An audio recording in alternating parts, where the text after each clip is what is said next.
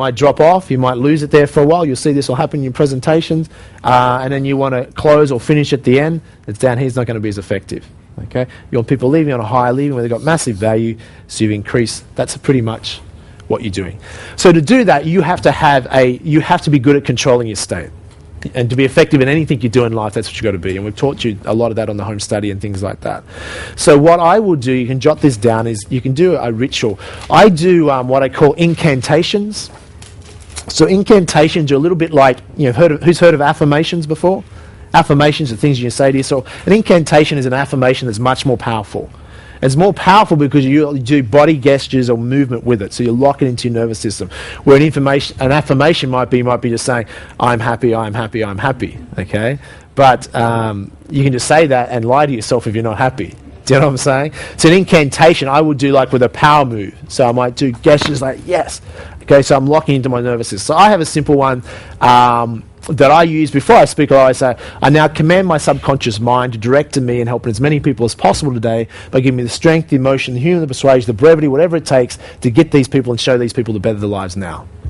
So I'll say that 2 or 3 times to myself before a presentation, and often with body movement, with gesture, and it just puts me into a certain state. It is also directing my focus, so it's making my subconscious mind focus on what the outcome is. And if you're clear about that, then things will just subconsciously flow. Your mind will be open, and whether you channel things or pick up on things, and you'll just flow and do a better job. Does that make sense? So you can create your own incantation. Okay, would you like me to say that one again if you want to model that one? Okay, I have 2 different ones, but that's one of them. I now command my subconscious mind to direct to me and helping as many people as possible today by giving me the strength. Slow down, you say. By giving me the strength, the emotion, the humor, the persuasion, the brevity, whatever it takes to get these people and show these people to better their lives now.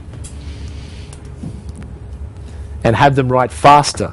I now command my subconscious mind, I'll say it again for you, I now command my subconscious mind to direct to me in helping as many people as possible today by giving me the strength, the emotion, the humor, the persuasion, the brevity, whatever it takes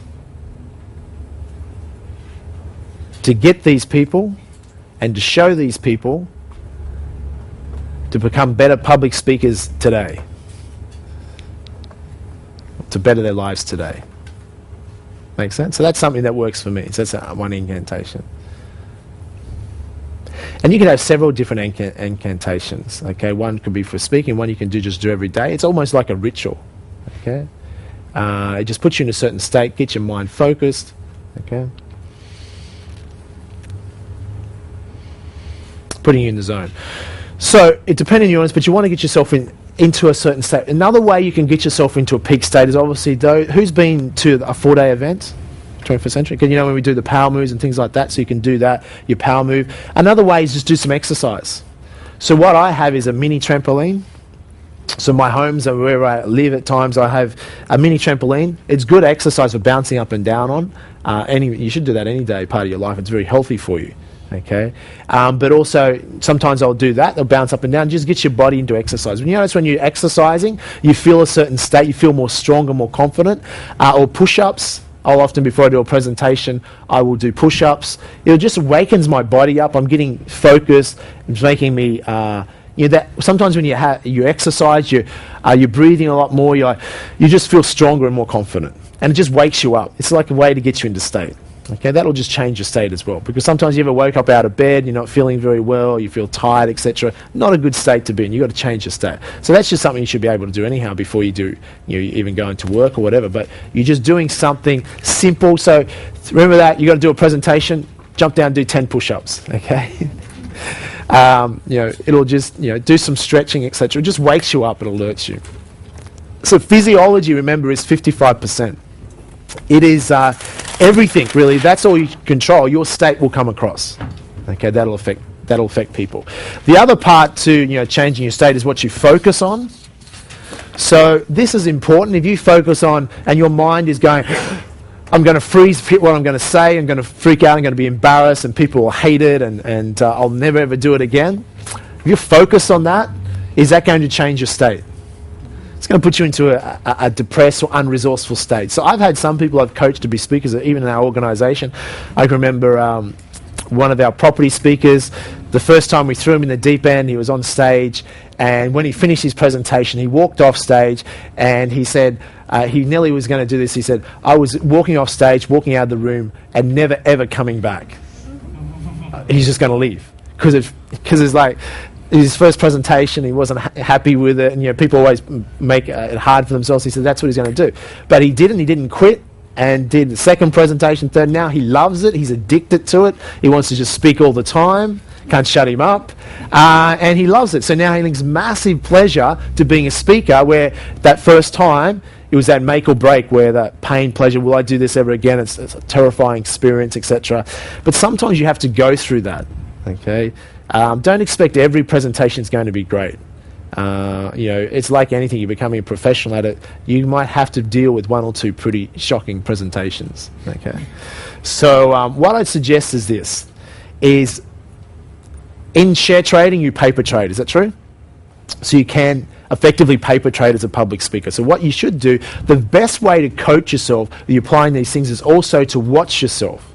So practice some presentations with no one around if you want, and just have yourself videoed. So just practice doing a presentation in front of a video. Then you can watch the video of yourself. Don't be too harsh of a critic, but by watching yourself as if you're one of the audience, you'll naturally start picking up things and go, next time I'm going to do this differently. Okay? So for instance, in many presentations, you'll speak faster than normal. Okay? Because people can take in information quicker than normal. So normally you speak at a certain pace. Often a good idea in presentations is to speak slightly faster than normal. Not too fast, okay? But speaking fast actually subconsciously is a sign of intelligence. People think someone that speaks fast is more intelligent. I don't know that's why that is, but the reason you'd speak fast, though, is that people can take in information. If you're just talking at normal pace, it's often too slow for people. But talking faster, it'll raise the energy in the room. Okay, that should be okay for women as well. Is that true? You know how to speak fast? So increase the speed at which you speak at, just slightly. Okay, because that'll create more excitement. When people speak, when someone's excited, they're speaking fast. Is that true? So that'll increase the tempo. But you can increase that and decrease that, so you can change that throughout the presentation.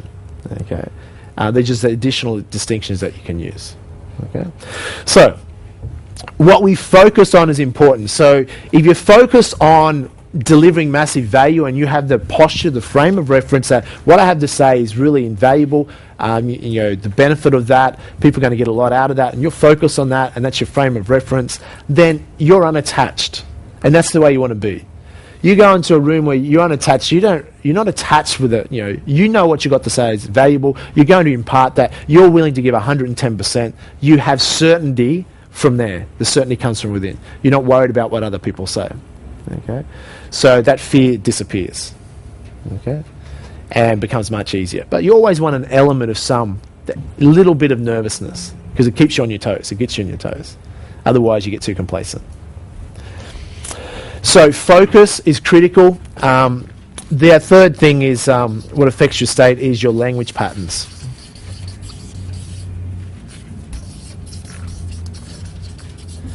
Your language patterns. In other words, what you might say to others or what you're internally saying to yourself. You say, I'm hopeless, can't believe I've been talking to doing a presentation. I knew I shouldn't have done this. I hate it. I'm never going to do it again. And that's it. If that's your internal dialogue, it's not helpful. If you say, look, your internal dialogue might be, that's where an incantation is very valuable, because that's an internal dialogue you're saying to yourself. I now commend my subconscious mind, directing me and helping as many people as possible today by giving me the strength, the emotion, the humour, the persuasion, and brevity, whatever it takes to get these people and show these people better lives now. That's language patterns, internal dialogue. Much more empowering, and it'll get you into a state that'll make you more effective at that. Making sense? So just keep me a very simple, and that works better that way. Okay? Did that answer your question? Yeah, let's take one more question, or a couple more questions. We'll start right down the back. So all these things add up. So what you're doing here, this is before the presentation. You've got your syntax for the presentation, this is before. So you've got your cheat notes, so you always have your cheat notes as backup. You have your PowerPoint, which you may be displaying to the audience. You've got yourself in state, you've done your incantations at the beginning of the day. You're passionate about what you're going to share. Your cheat notes have your pre-frames already, so what I would rehearse beforehand is my pre-frames and challenge. So I'm just mentally going over that. Or I mentally rehearse. So I usually, before a seminar, while I'm sleeping during the night, things will come to me what I need to say the next day. So whether it's channeling or just coming to me, every seminar will be slightly different, but things will just come to me what I need to say. Okay? And then when you're writing the zone, and as I'm talking about where you start to mind read in an audience, you will start to pick up on energies and things that are meant to say to relate to a particular person. Okay, so that you'll start to be more, and we all have that ability, intuitive ability as humans, but most of us, we're not open to it. We're not in tune with it. Okay. Question. Hi, Jamie. Hi. My question is regards to the beginning, the acknowledgement, pre-framing, and you mentioned that you could either do a 3 to 5 minute session, or you could do a 30 to 40 minute session, which is what you do.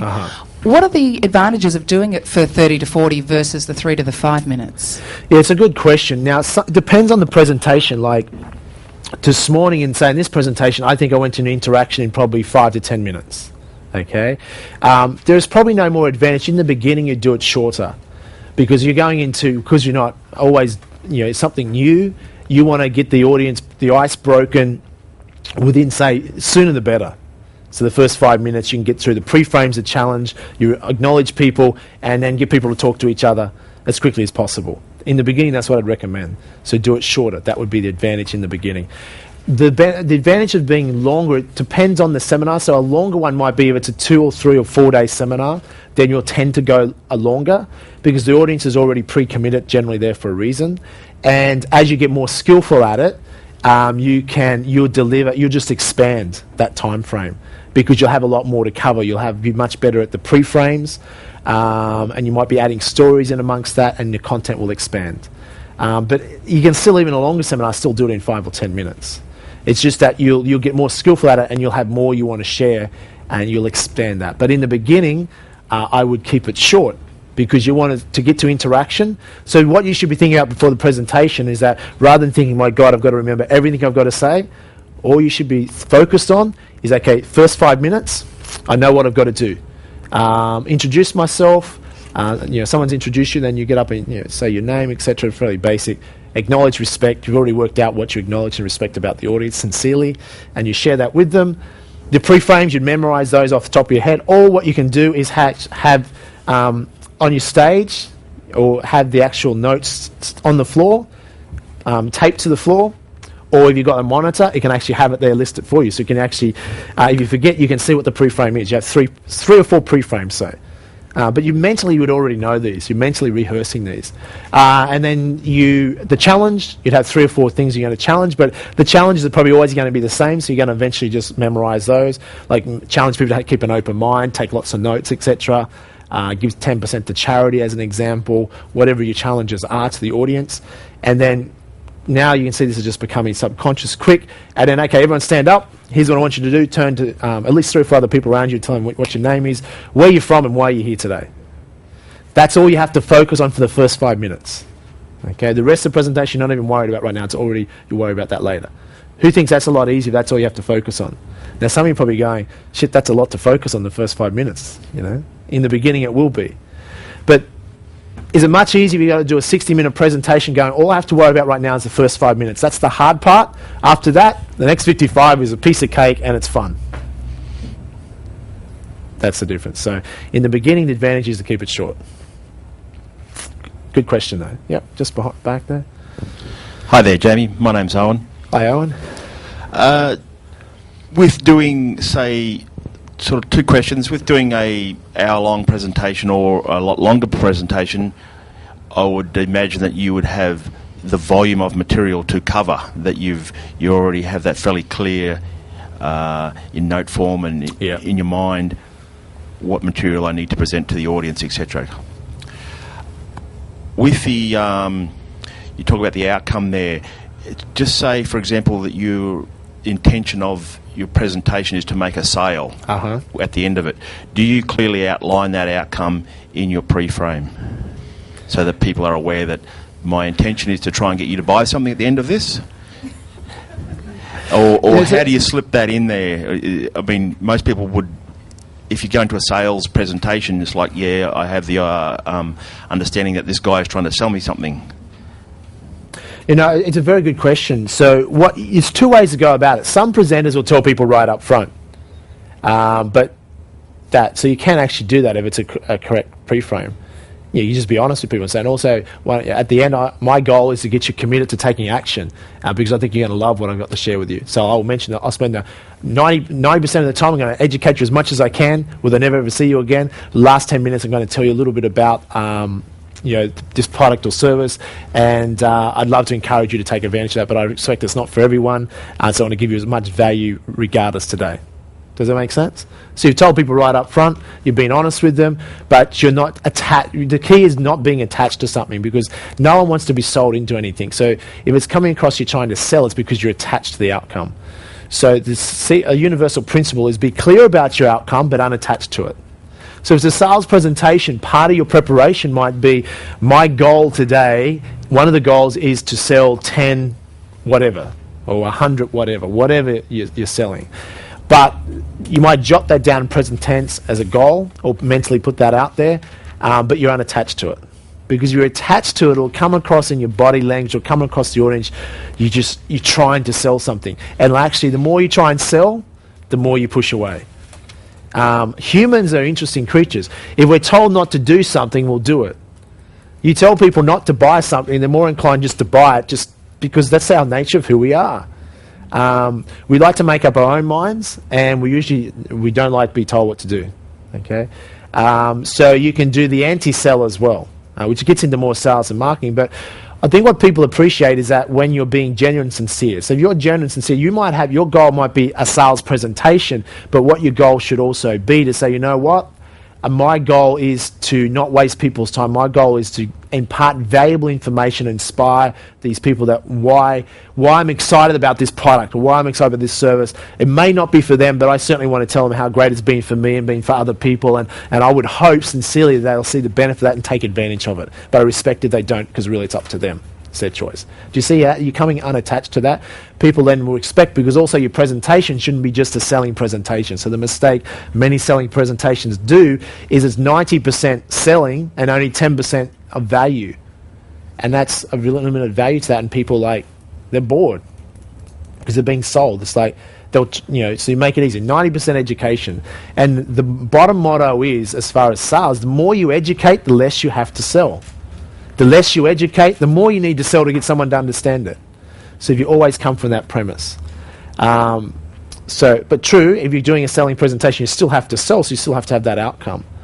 But I think if you're focused on building a relationship rather than just selling someone, then it's a different story, because then people will want to continue to be involved in whatever the product or service is, because they trust you, you've delivered value to them, and they're like, this is actually good. The product might not be for me yet, but I'm going to go away from that presentation and tell my friends about it.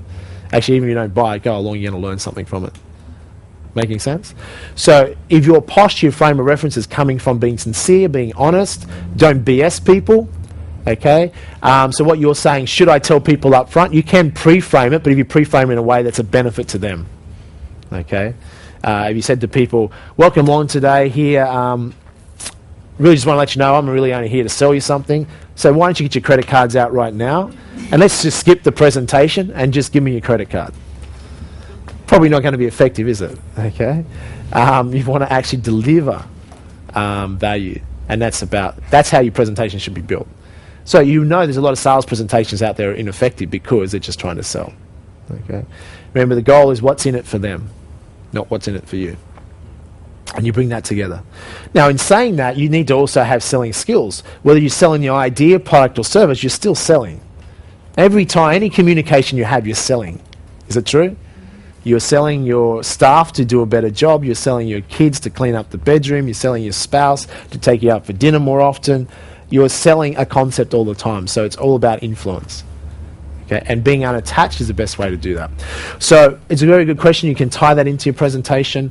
Some presenters are very good at that. They'll be honest right up front. They're going to have 3 or 4 pre-frames, and they'll also say, if you really like what I've got to say here today, I've got a program, I've got a course, I've got a product or service you may be interested in, and I'd love you to be a part of that. You're telling people right up front. People have no issue with that. as long as you don't BS people. It's the main thing. Okay. Yep, down the front. Who's getting value out of the questions? Who's learning from this? Yep. Hi, thanks for so far. You're welcome. The question would be about what distinctions do you see between a room where you're the outsider and they all know each other already, like it's a corporation or it's a community group, as opposed in terms of the interactions and what you'd ask them to do? Yeah, very good question. It's going to depend on the context. So if it's your seminar or your presentation, then it's much easier because it's a warm audience or there's a relationship built. So that's going to be the easiest presentation. If you're being invited as a speaker to speak to an audience, the audience knows each other, they don't know you, then that can be a much more difficult environment. So what you need to do is you need to know your audience. So before you create any presentation or tailor presentation, you need to know the audience. In other words, know who they are and what they want. So you should be thinking, let's say you're invited to speak to whatever the group is, you should be looking at, okay, what can I sincerely acknowledge and respect about these people already? You should be thinking about that. Because you can't just BS and make something up. You've got to actually say, well, what do I acknowledge about this group? So it might be, obviously, if you're speaking for a certain organisation, you would do some research on that organisation. And you probably wouldn't speak for them unless you could find something that you relate to or believe in. If you're, so you can say, look, what I just want to say, I really want to, first of all, respect each and every one of you in the room. I know I've heard so many wonderful things about XYZ organisation. And, people talk about this, and I want to respect your commitment because, a lot of people out there wouldn't be prepared to commit their time and effort to an organisation such as yourself, and I do respect that, and I just want to acknowledge each and every one of you here for that, and I'm excited to be able to share some things with you. So now you've created rapport with the audience, you've been sincere with them, and they're more open to listening to you because, one, you know something about them and their organisation, and you respect them. They're more likely then to respect you.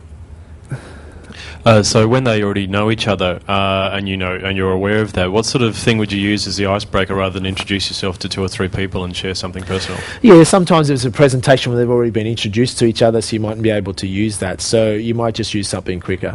Might be something, but you still would use icebreakers as far as turn to the person next to you and just share what I just taught with you. Okay, or you can do other different icebreakers. Put your, there's a whole range of different ones some speakers use, put your hand up, turn your hand around, here's what I want you to do, pat yourself on the back, okay? Acknowledge, that's another form of acknowledgement, etc. There's a whole range of different things that you can do there. You might just do something simpler. And so you might pre-frame them, challenge them and say, quickly turn the person next to you. You might get them stand up. Here,